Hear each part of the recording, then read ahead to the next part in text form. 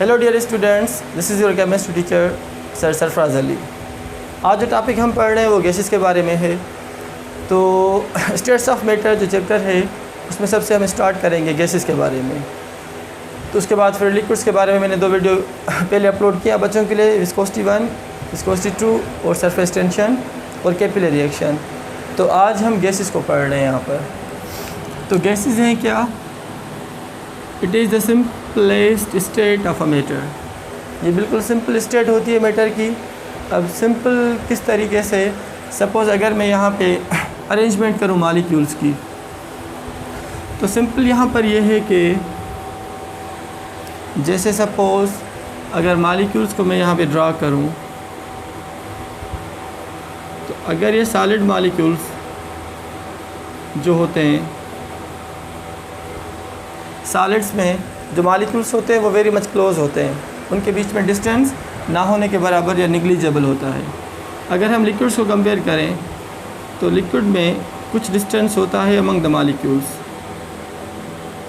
और अगर गैसेस की हम बात करें तो गैसेस के मॉलिक्यूल्स बहुत दूर होते हैं, इनके बीच में डिस्टेंस मैक्सिमम होता है as compare to liquids as well as compare to gases. तो इस स्टेट को हम कहेंगे सॉलिड। ठीक है बच्चे, ये हो गई सॉलिड स्टेट, और इस स्टेट को हम पढ़ेंगे लिक्विड स्टेट। तो liquid state is intermediate state between solid and gases. अब गैसेस में क्या होता है, मॉलिक्यूल्स बहुत ज़्यादा होते हैं। ज़्यादा होने की वजह से क्या होता है कि इनका कोई डेफिनेट शेप भी नहीं होता, नो डेफिनेट वॉल्यूम, या कोई फिक्स्ड शेप भी नहीं होता। अच्छा, बात है बहुत इंपॉर्टेंट यहाँ पे कि गैसेस में भी मॉलिक्यूल्स होते हैं, लिक्विड के पास भी मॉलिक्यूल्स होते हैं, और जो सॉलिड्स होते हैं उसके पास भी मॉलिक्यूल्स होते हैं। तो फ़र्क है क्या? What is the major difference among the 3 states of a matter, solid, liquid और गैस? तो याद करें, this line is very much important कि arrangement of the molecules is a major difference. अगर हम तीनों को कंपेयर करें, सॉलिड्स, लिक्विड्स और गैसेस को, तो यहाँ पे आपको नज़र आएगा कि arrangement of the molecules, the major difference between solid, liquid and gas is the arrangement of the molecules. If molecules are tightly packed it can be termed as a solid state. अगर molecules थोड़े दूर हैं तो liquid state, और बहुत ज़्यादा दूर हैं तो हम उस स्टेट को गैसेस स्टेट कहेंगे। तो ये सॉलिड, ये लिक्विड हो, ये गैस। तो मेजर डिफरेंस क्या हुआ बच्चे यहाँ पर? Arrangement of the molecules. अच्छा, गैसेस की कुछ जो अहम प्रॉपर्टीज़ है मैं यहाँ पे लिख रहा हूँ, इनको आप पढ़ोगे KMT के अंदर। KMT क्या होता है? Kinetic molecular theory of gases. तो KMT की कुछ खास पॉइंट है। सपोज़ यहाँ पे जैसे गैसेस के मॉलिक्यूल्स होते हैं बहुत दूर, ठीक है, मैक्सिमम डिस्टेंस होता है, तो मैं यहाँ पे वही लिख रहा हूँ, maximum distance among the molecules बहुत ज़्यादा होता है। सपोज़ मैक्सिमम को मैं यहाँ पे 100% के साथ लिख रहा हूँ, 100%, बहुत ज़्यादा, ठीक है। मिनिमम मीन समझो निग्लिजिबल 0% या 1%। अच्छा, मैक्सिमम डिस्टेंस होने से क्या होता है बच्चे कि अगर अट्रैक्टिव फोर्सेस हैं इनके अंदर मौजूद तो वो बहुत ही कम होंगे। तो minimum attractive forces, minimum attractive forces, तो इनके जो अट्रैक्टिव फोर्सेस होंगे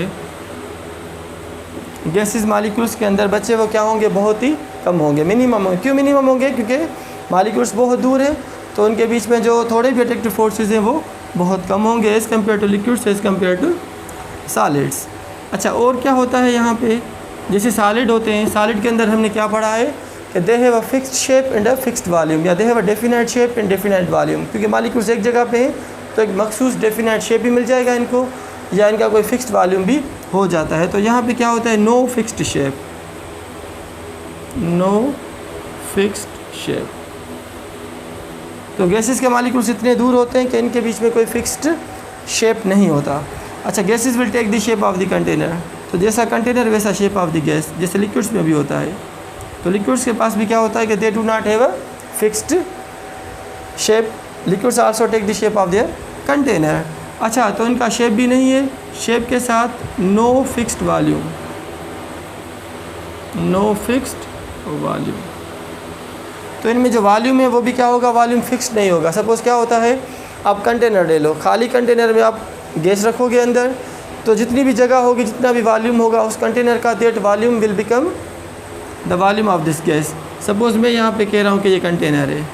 अब इस कंटेनर के अंदर जितना भी वॉल्यूम है, जितना खाली है ये, ठीक है, तो इस पूरे एरिया के अंदर, पूरे वॉल्यूम के अंदर जो भी स्पेस है इनसाइड द कंटेनर, सारे गैस के molecules left to right, top to bottom बिल्कुल आ जाएंगे। तो पूरा वॉल्यूम जो अंदर है इस कंटेनर का,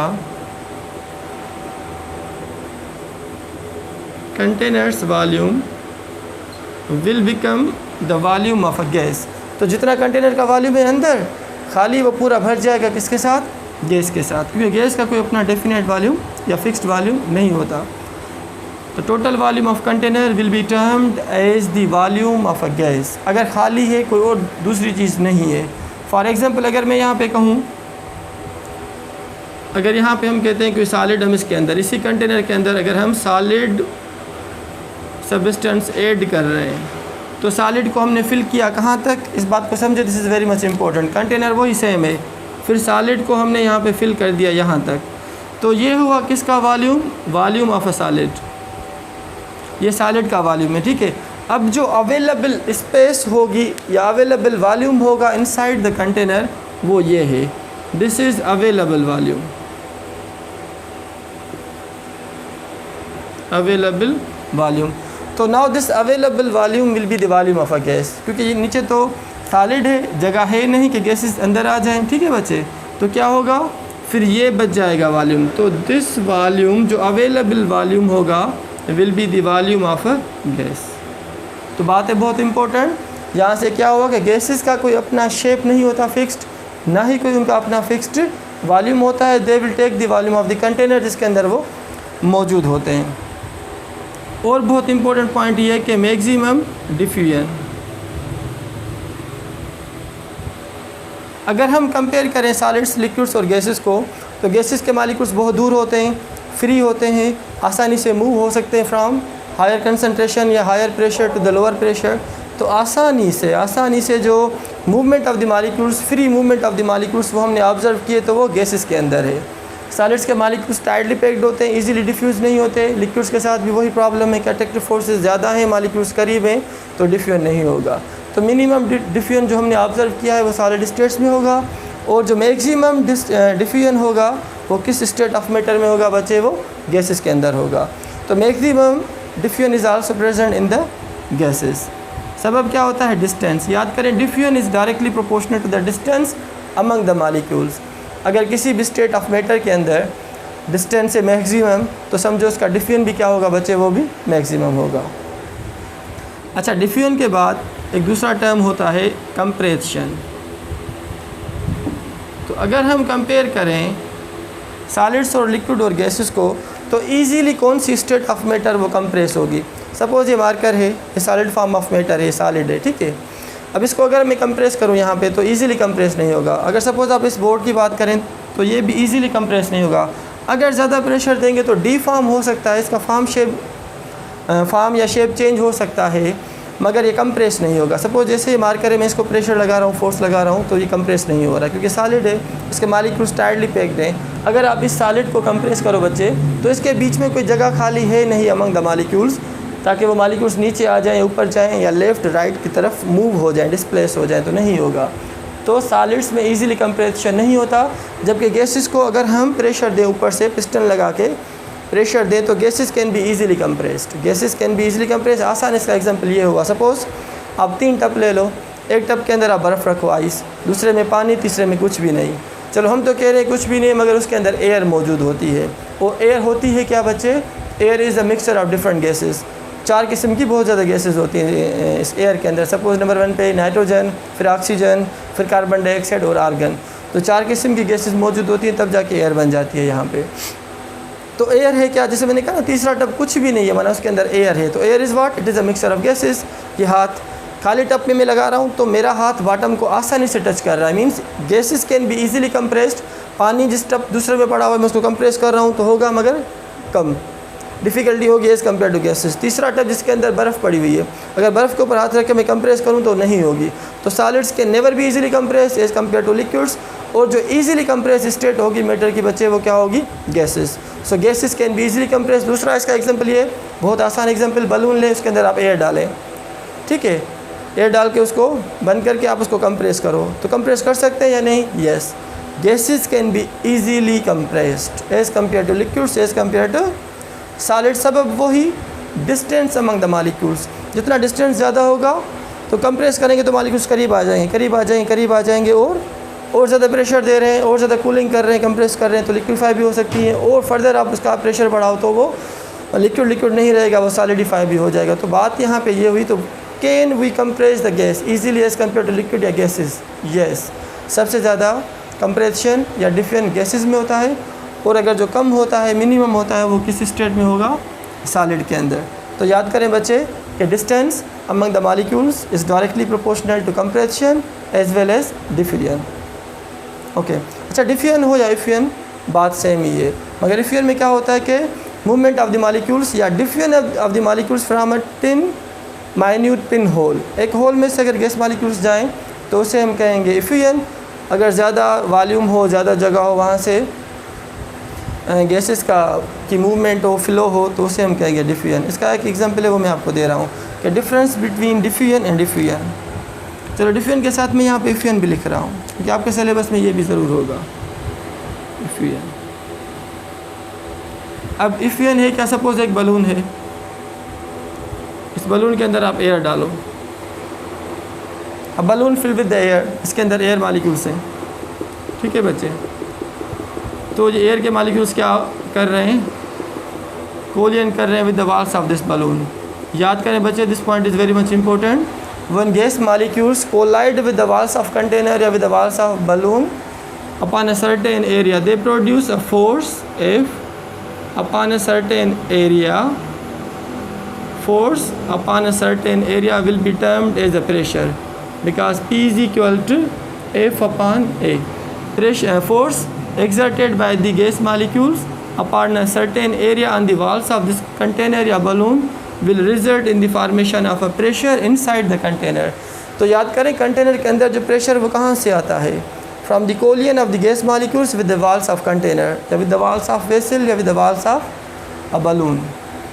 तो मैं आपको ये बता रहा था कि गैस इसके अंदर पड़ी हुई है। अब ये गैस मॉलिक्यूल्स प्रेशर लगा रहे हैं कंटिन्यूसली ताकि हमें जगह मिले, हम यहाँ से बाहर जाएं, डिफ्यूज़ हो जाएं। डिफ्यूजन क्या होता है, movement of molecules from higher pressure to lower pressure या movement of molecules from higher concentration to lower concentration. Gases में मोस्टली हम प्रेशर को स्टडी करते हैं, कंसनट्रेशन को कम, मगर अगर हम कंसनट्रेशन को सपोज़ यहाँ पे नंबर ऑफ़ मोल्स की बात करें तो याद करें बच्चे, जितने नंबर ऑफ़ मोल्स ज़्यादा होंगे उतने कोलियंस ज़्यादा होंगे, जितने कोलियंस ज़्यादा होंगे तो अंदर का प्रेशर भी ज़्यादा होगा।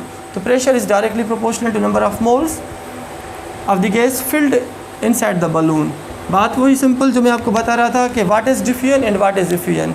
अगर हम पिन इस बलून को सपोज़ यहाँ से पिन लगा रहे हैं, इस जगह से पिन लगा रहे हैं, तो क्या होगा, स्लोली ये गैस मॉलिक्यूल्स मूव होंगे फ्रॉम हायर कंसनट्रेशन या pressure to a low pressure from a tiny minute hole, then this process will be termed as effusion and it is a slow process as compared to diffusion. ये बातें बहुत important. ये एक difference हो सकता है diffusion और effusion में कि diffusion is a quick process, वो जल्दी हो जाता है, जबकि effusion is a slow process. Effusion is a slow process. क्यों स्लो? क्योंकि एक माइन्यूट होल है, जब गैस मॉलिक्यूल्स कोलाइड करेंगे इस पूरी लोकेशन डायरेक्शन तक आएंगे, फिर यहाँ से बाहर जाएंगे। तो अगर इस बलून को सपोज़ ऊपर से हम पिन लगाएं तो आहिस्ता आहिस्ता गैस के मॉलिक्यूल्स बाहर जाते हैं। Slowly movement of the molecules from higher to lower from a minute pin hole will be termed as a effusion. अच्छा, अगर इसी बलून को हम सपोज़ यहाँ से पैक करके दूसरा बलून एयर डाली पैक किया, अगर हम इसको यहाँ से पिन लगाते हैं, जब यहाँ से पिन लगाएंगे तो बलून अंदाज़न यहाँ तक इतना फट जाएगा, ज़्यादा वॉल्यूम होगा, ज़्यादा एरिया हो जाएगा, तो आसानी से गैस मॉलिक्यूल्स यहाँ से निकल जाएंगे। तो movement of molecules from higher pressure या कंसनट्रेशन टू लो प्रेशर या concentration, not from a minute hole, बहुत ज़्यादा एरिया हो, तो this process is a quick process. और जो क्विक प्रोसेस होता है बच्चे, उससे हम डिफ्यूजन कहते हैं। तो diffusion is a quick process while effusion is a slow process. Effusion को भी हम ऐसे कह सकते हैं कि diffusion of molecules, movement of molecules कहाँ से, from higher to lower, from a minute pin hole will be termed as effusion. तो सिर्फ एक ही डिफरेंस है डिफ्यूजन इफ्यूजन में, कौन सा, कि diffusion is a quick process while effusion is a slow process. तो ये मैंने क्या कहा यहाँ पे, kinetic molecular theory of the gases, उसकी जो है ना कुछ इंपॉर्टेंट बातें मैंने यहाँ पे डिस्कस की। अब जो नेक्स्ट टॉपिक है मेरा